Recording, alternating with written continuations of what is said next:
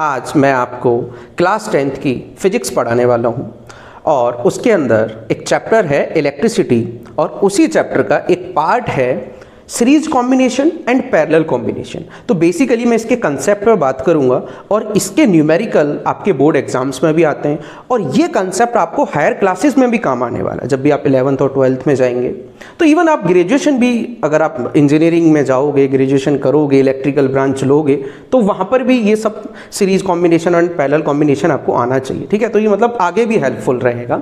तो अभी इसके कंसेप्ट समझना अपन को बहुत ज़रूरी होगा, विदाउट इसके अपन न्यूमेरिकल्स नहीं कर पाएंगे। ठीक है, तो देखो मैंने कुछ पॉइंट्स लिखे हुए हैं तो आप स्क्रीनशॉट ले सकते हो और देख सकते हो।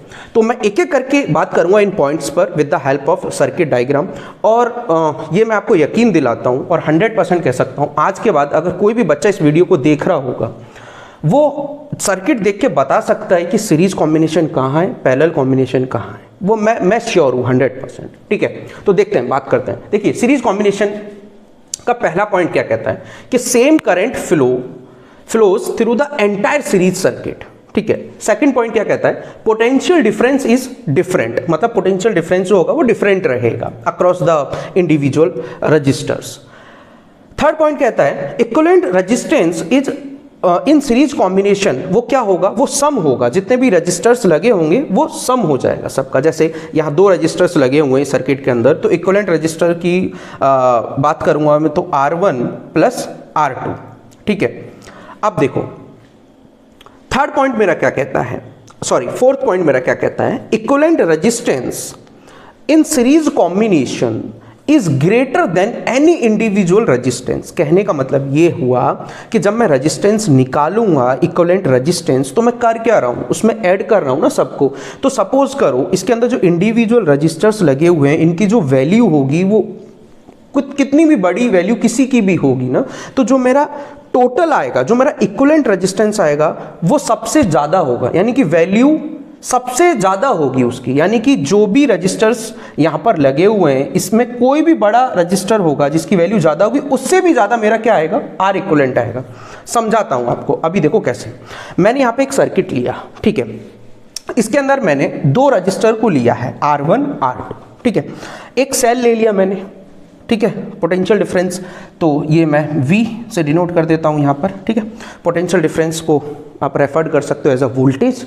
ठीक है, तो अब देखो अब क्या होता है, हमेशा जो करंट है वो फ्लो करेगा higher potential to lower potential. तो यहाँ से जो सर्किट के अंदर जब सेल में कंसीडर किया हूँ, आप देखेंगे आप एक बैटरी लगा होता है, मतलब कॉम्बिनेशन ऑफ टू सेल्स। ठीक है, अभी देखिए तो अभी यहां से जब मेरा पॉजिटिव साइड से करंट निकलेगा, आई करंट मेरा निकल रहा है, तो जब मेरा करंट चल रहा है तो यहां पर भी आई जा रहा है R1 में, R2 में भी मेरा आई जा रहा है और वापस यहां पर भी इसके अंदर आई ही जाना चाहिए। मतलब जितना निकलता है सेल से उतना ही एंटर भी होना चाहिए, ये रूल होता है। ठीक है, अब क्वेश्चन ही आता है सबसे बड़ा कि सर इसको सॉल्व कैसे करेंगे। तो सॉल्व करने के लिए आपको सबसे पहले इक्विवेलेंट रेजिस्टेंस निकालना आना चाहिए। मतलब आपका ये जो सेल है ना, ये R1 और R2 को नहीं पहचानता है, इसको एक सिंगल रेजिस्टेंस से मतलब है, यानी एक सिंगल रजिस्टर से मतलब है। यानी कि हम कुछ ऐसा करेंगे कि जो मल्टीपल रजिस्टर लगे हुए हैं इनको हम किसी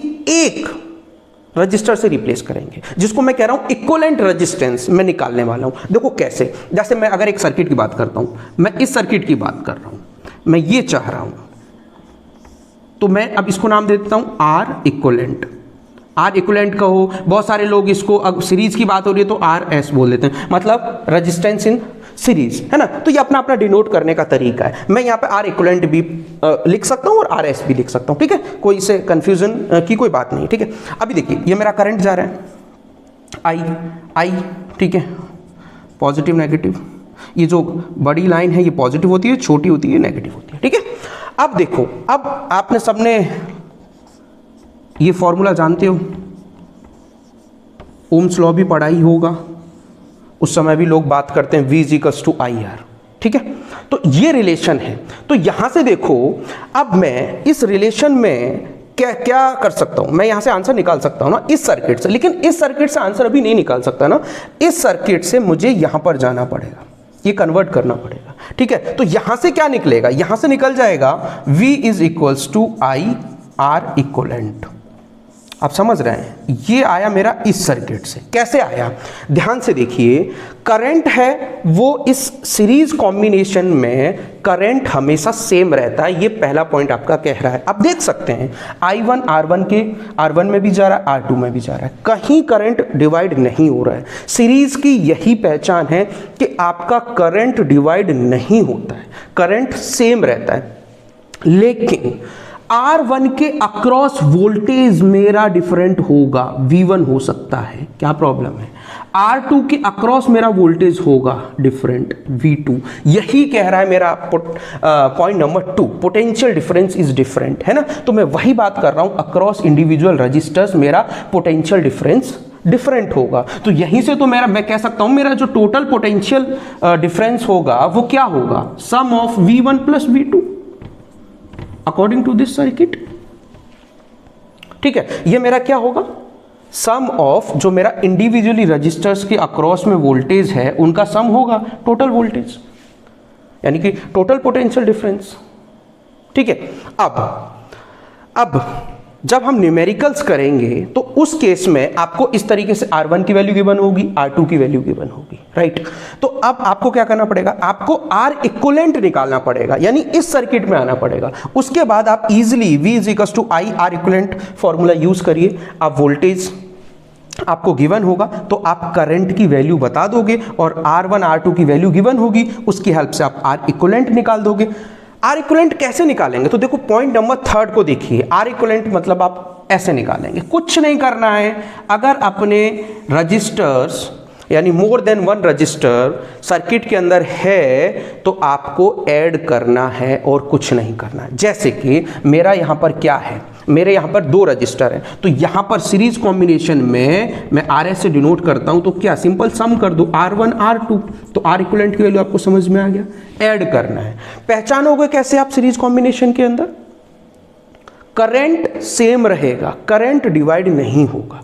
ठीक है, आई होप आपको ये इतनी बात समझ में आ रही है। ठीक है, अभी मैं न्यूमेरिकल्स भी कराऊंगा आपको दूसरे पार्ट में, तो उस समय भी समझाऊंगा और यहां पर भी और भी एग्जांपल्स दूंगा। ठीक है, अब देखो मैं आपको पैरेलल कॉम्बिनेशन के बारे में बताता हूं। तो यहां तो आपको समझ में आ गया ना, सीरीज कॉम्बिनेशन के अंदर कुछ नहीं करना है, जो भी इंडिविजुअल रजिस्टर्स हैं उनको सिंपली ऐड कर देना है और आपका इक्विवेलेंट रेजिस्टेंस आ जाएगा। ओके, अब देखो, अब मैं आपको कुछ चीजें बता देता हूं, जैसे कि फॉर एग्जाम्पल पैरेलल के केस में क्या होगा। तो देखिए पैरेलल के लिए यहां हम लिख देते हैं पैरेलल। ठीक है,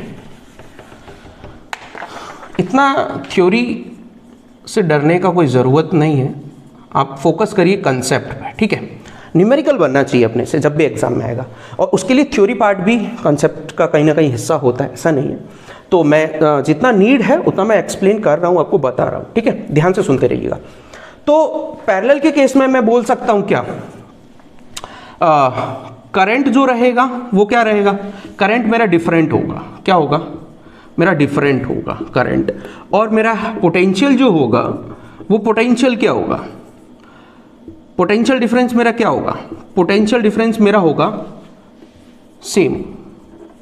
ठीक है, और इसकी पैरेलल कॉम्बिनेशन की बात बता देता हूं। पैरेलल के अंदर जब मैं R इक्विवेलेंट निकालूंगा, यानी कि इक्विवेलेंट जब निकालूंगा मैं, तो उस समय क्या होने वाला है कि मेरा जो भी वैल्यू आएगी ना, तो सबसे छोटी वैल्यू जो सर्किट के अंदर रेजिस्टेंस की होगी ना, उससे भी छोटा आने वाला है। मैं अभी एग्जांपल लूंगा ना, तब समझाऊंगा ये पॉइंट। तो देखिए मैं चलिए वापस से एक सर्किट लेता हूं आपको समझाने के लिए, क्योंकि पैरेलल कॉम्बिनेशन की बात कर रहे हैं ना अभी। तो मान लेते हैं कि मेरे पास ऐसे करते हैं और इस तरीके से एक रजिस्टर बना देते हैं। ठीक है, ये करते हैं और इस तरीके से एक रजिस्टर यहाँ बना देते हैं। ठीक है, और ये हो गया मेरा एक सर्किट। यहाँ एक सेल लगा देते हैं, पॉजिटिव नेगेटिव। ठीक है, पॉजिटिव नेगेटिव, ये V, ये रहा मेरा यहाँ से निकलने वाला I।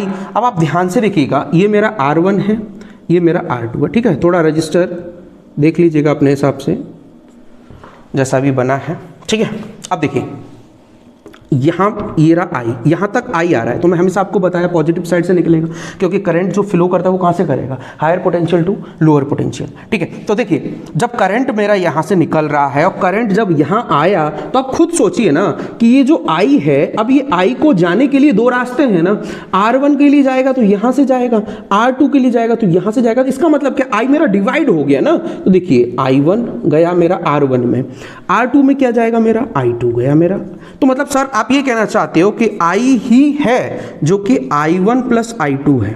हाँ बिल्कुल सही पकड़े, I is equal to I1 plus I2। क्यों नहीं कह सकता, I के पास दो रास्ते हैं, I बट गया मेरा, डिवाइड हो गया, तो मैं वही तो लिखा कि करंट जो है वो डिफरेंट है, करंट सेम नहीं है, करंट डिफरेंट है। क्यों, क्योंकि देखो R1 के अंदर I1 जा रहा है, R2 के अंदर I2 जा रहा है, लेकिन फाइनली जब I1 यहां से निकला और यहां से आपका I2 निकला, तो यहां पर I ही जाएगा। क्यों, मैं क्या बोला था, जो निकलेगा वही जाएगा भी, सेल के अंदर जो निकल रहा है उसको जाना भी है। I निकला था तो भैया I जाएगा भी। ठीक है, अब आपको एक चीज समझ में आ रही है ना कि करंट यहां पे डिफरेंट है, लेकिन देखिए पोटेंशियल जो मेरा है, पोटेंशियल डिफरेंस वो मेरा सेम है, पोटेंशियल डिफरेंस मेरा सेम है। तो वही चीज मैं लिखा हूं कि पोटेंशियल डिफरेंस है वो सेम है इसके अंदर। पैरेलल के अंदर आपको ये बात समझ में आ रही है कि पोटेंशियल डिफरेंस है वो सेम है, लेकिन करंट क्या है, करंट डिफरेंट आपको दिखा दिया ना, आई डिस्ट्रीब्यूटेड जब मैं किया हूं, तो मतलब क्या है, करंट डिस्ट्रीब्यूटेड हो रहा है यहां पर, करंट जो है डिस्ट्रीब्यूटेड हो रहा है यहां पर। आप ये बात समझ रहे हो ना।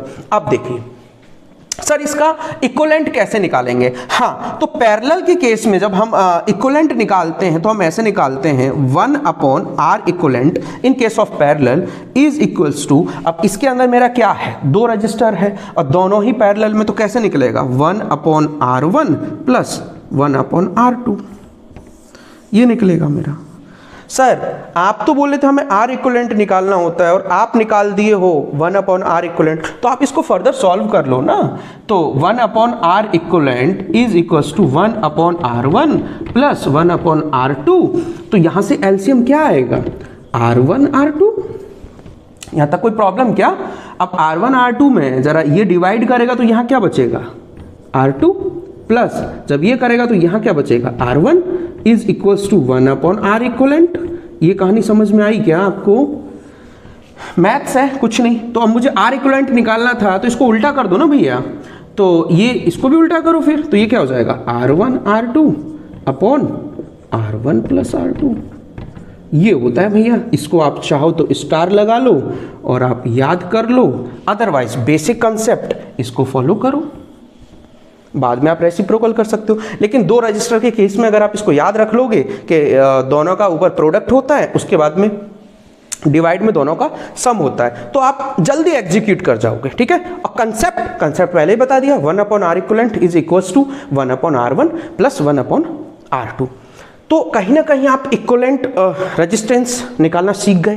कैसे निकालेंगे, अच्छा अब ये क्वेश्चन हो सकता है, सर मान लीजिए आपके सर्किट में अगर 3 रजिस्टर होते तब क्या करते। अच्छा तो 3 रजिस्टर कैसा होता, मान लीजिए मैं इसी के अंदर बढ़ा देता हूं, एक ऐसा करके कोई एक ऐड कर दिया, ये लो। ठीक है, तो अब क्या होता, अब मैं चेंज कर देता हूं, ये लो, तो ये इसके अंदर मेरा I1 चला जाता, इसके अंदर मेरा I2, इसके अंदर मेरा I3। ठीक है, और ये मेरा नाम दे देता हूं मैं इसको R1, इसको नाम देता हूं R2, इसको नाम दे देता हूं R3। चेंज कर दिया रजिस्टर के नाम, क्या फर्क पड़ता है। ठीक है, तो अभी देखो अभी भी तो डिवाइड हो रहा है करंट, तो अभी क्या हो गया, अभी मेरा जो I का वैल्यू उसमें I3 भी ऐड हो गया। यानी कि अगर कोई मुझे I1 I2 I3 की वैल्यू निकाल लेता है, कैलकुलेट कर लेता है, और मैं उसको जब ऐड कर दूंगा तो इस सर्किट के अंदर मुझे एंटायर करंट मिल जाएगा। वही तो लिखा हूं मैं, ये जो I क्या है, इस पूरे सर्किट का एंटायर करंट I है। देखिए आप सेल से क्या निकल रहा है, I निकल रहा है। अगर किसी बच्चे को I1 पता है, I2 पता है, I3 पता है, और वो इनको ऐड कर देगा तो वही तो होगा I। मैं कुछ न्यूमेरिकल्स कराऊंगा, डोंट वरी। आपसे पूछे जाते हैं न्यूमेरिकल्स में कि आप R1 में बताइए, हाँ पैरेलल कंडीशन में ही बता पाओगे कि कितना करंट फ्लो होगा नहीं होगा। R2 के अंदर बताइए I2 जो होगा वो क्या होगा। ठीक है, मैं क्वेश्चंस कराऊंगा, डोंट वरी। अभी मेरा टारगेट था आपको कंसेप्ट समझाना और आपको इक्विवेलेंट रेजिस्टेंस निकलवाना, ठीक है। तो आई होप आपको कंसेप्ट समझ में आ गया होगा। अब बात करते हैं सर 3 के लिए, सर आपने इक्विवेलेंट का कंसेप्ट तो बताया नहीं, तो अभी बोला ना जैसा 2 के लिए आपने किया वैसा आप 3 के लिए भी कर लेना, रटने की कोई बात नहीं है। क्या फॉर्मूला होगा? फॉर्मूला तो सिंपल है, 1/r equivalent, 1/r equivalent is equals to 1/r1, 1/r2 plus 1/r3। ये है, खत्म, एकदम आसान। इससे आसान तरीके से आपको कोई समझा नहीं पाएगा, ठीक है। अभी हो सकता है आपको स्टिल कोई डाउट हो, तो अच्छे से वापस से वीडियो देखिए, ठीक है, आराम से देखिए, एक एक बात को ध्यान से समझिए। मैं कुछ चीज़ें और बता देता हूं, ठीक है। इसके अलावा मैं कुछ रैंडमली आपको फिगर्स बना रहा हूं और अभी आपको समझाऊंगा कि ये पैरेलल में है या सीरीज में है, ये आप खुद बताएंगे, ठीक है। अभी देखिए, अभी पैरेलल की बात चल रही है, तो देखो पैरेलल की ले लेते हैं सर्किट। अब जैसे कि सपोज करो, अब आपको एक चीज़ समझ में तो आ रही है कि सर ने अभी कुछ ऐसा बताया था, कुछ ऐसा बताया, सर ने कुछ ऐसा बताया, कुछ ऐसा बताया, ऐसा बताया, ये एक रजिस्टर यहाँ, ये ऐसे यहाँ और ये, ठीक है, ये कोई सर्किट रहा होगा। तो अभी यहाँ पर देखो, आप एक बात बताओ, ये 2 मेरे पॉइंट हैं A और B, ठीक है। मैं इधर बात करता हूँ, तो यहाँ देखिए, या कोई मान लीजिए कोई सर्किट रहा होगा, क्या प्रॉब्लम है, अपना सेम क्वेश्चन है ये, ऐसा ले लो, ठीक है। तो अभी देखो करंट डिवाइड हो रहा है कि नहीं हो रहा है? हो रहा है ना भैया, ये I1, ये I2, ये भैया I3, हो रहा है डिवाइड, ठीक है। अब सीरीज के केस में डिवाइड नहीं होगा करंट, तो पहचान में क्या है, आप क्या समझ रहे हो? अगर नॉर्मल है ना, इधर करंट की वैल्यू क्या है, चेंज नहीं हो रही, यानी डिवाइड नहीं हो रही, तो ये सीरीज में है। क्या है भैया? ये सीरीज है, और यहां डिवाइड हो रहा है। ये तीनों क्या है भैया? ये है तीनों पैरेलल, ठीक है। अब इस पैरेलल का मतलब जब भी आप इसको सॉल्व करोगे तो इनका R इक्विवेलेंट निकालोगे ना, 1/r equivalent is equals to 1/r1 plus 1/r2 plus 1/r3। अभी आपको सिखाया है ना, तो इसका सर्किट क्या बनेगा, इसका जो नेक्स्ट सर्किट क्या बनेगा, स्टेप 2 में क्या होगा, एक सिंपल सर्किट बन जाएगा। वहां पर एक मेरा ये जो सेल है जो गिवन है, वोल्टेज V प्लस माइनस, और ये बन गया मेरा RP, जो कि फेवरेट होता है लोगों का। RP डिनोट करते हैं मतलब पैरेलल रेजिस्टेंस के लिए, मैं इसको R इक्विवेलेंट भी लिख देता हूं, कोई प्रॉब्लम नहीं, ठीक है। तो अब आप इजीली इसका आंसर निकाल पाओगे। यानी कि एक सेल इन तीनों को नहीं पहचानता है भैया, आपको R इक्विवेलेंट निकालना ही पड़ेगा। एक सेल इन तीनों को नहीं जानता है, समझ रहे हो ना, ठीक है। आई होप आपको ये समझ में आया होगा। कॉम्बिनेशन सिंपल सी बात है, पैरेलल कॉम्बिनेशन है। करंट अगर डिवाइड हो रहा है तो वो पैरेलल कॉम्बिनेशन है, और अगर करंट डिवाइड नहीं हो रहा है तो वो सीरीज कॉम्बिनेशन है। ओके, बहुत आसान तरीके से समझाया हूं मैं, अपना पूरा बेस्ट एफर्ट दिया हूं आपको, और दे भी रहा हूं, और कंटिन्यूसली देता भी रहूंगा इन फ्यूचर आगे भी, कि आपको कैसे भी करके चीजें बहुत आसान तरीके से समझ में आती रहे, ठीक है। अभी देखिए मैं आपको क्वेश्चंस कराऊंगा, ठीक है, तो क्वेश्चंस के थ्रू बात करेंगे। अब क्या होगा देखिए, अब जब आप न्यूमेरिकल्स आपको कराऊंगा ना, तो आपको बहुत सारे सर्किट ऐसे मिलने वाले हैं कि मतलब जो कॉम्बिनेशन में होंगे। कॉम्बिनेशन में मतलब वहां पर मतलब सीरीज भी होगा, पैरेलल भी होगा। जैसे मान लीजिए, जैसे कि ये एक सर्किट है, मैं आपके लिए बना देता हूँ, और उसके बाद में यहाँ एक सर्किट है, ऐसा कुछ सर्किट तो कुछ भी हो सकता है ना भैया, ऐसा है। यहाँ पर एक मेरा पॉजिटिव नेगेटिव लगा दीजिए, पॉजिटिव नेगेटिव ये लगा दीजिए, ठीक है, कुछ ऐसा बना दिया मैंने। थोड़ा सा फिगर आप एडजस्ट कर लेना, R1 R2 ये R3 है ना। ये इसके अंदर क्या हुआ, तो यहाँ से मेरा जब करंट निकलेगा I, तो देखिए यहाँ पर भी करंट आई जा रहा है, ठीक है। अब देखिए यहाँ पर करंट को अलग अलग जाना होगा ना, मतलब सर एक करंट के पास 2 रास्ते हो गए ना, इधर भी जाना है और इधर भी जाना है, तो इसका मतलब करंट डिवाइड हुआ ना। तो ये क्या है, ये पैरेलल होगा कि नहीं होगा, मुझे इतना बता दो। सर आपने बोला था ना कि अगर करंट अपना रास्ता बदलता है, यानी करंट अगर डिस्ट्रीब्यूट हो रहा है, यानी करंट अगर I1 I2 में स्प्लिट हो रहा है, या I3 कितना भी, तो सर वो पैरेलल होगा। हाँ, तो इसको आप सॉल्व करिए, ये पैरेलल का कंडीशन हो गया। तो यानी कि R1 और R2 ये क्या हो गया, जब आप इसको सॉल्व करोगे तो यहां पर क्या हो गया, RP आरपी कैसे निकलेगा, पैरेलल कंडीशन था तो कैसे निकलता है parallel condition, 1/RP is equals to 1/R1 plus 1/R2। इसको सॉल्व कर लीजिएगा, वो यहाँ पे आरपी की वैल्यू आ जाएगी। ठीक है, अब नेक्स्ट स्टेप में क्या होगा, अब आप देख रहे हो कि ये और ये सीरीज में, क्योंकि अभी देखिए ना आप आरपी और ये करंट कहीं चेंज ही नहीं कर रहा, अपना रास्ता आई जा रहा है, पूरा जितना है कहीं डिवाइड नहीं हो रहा, तो ये दोनों क्या हो जाएगा, सीरीज में हो जाएगा। तो अभी नेक्स्ट स्टेप क्या होगा, आरपी प्लस R3, इनको ऐड कर देना। ठीक है, अब मैं क्वेश्चंस लूंगा, क्वेश्चंस के थ्रू आपको बताऊंगा। Okay, thank you.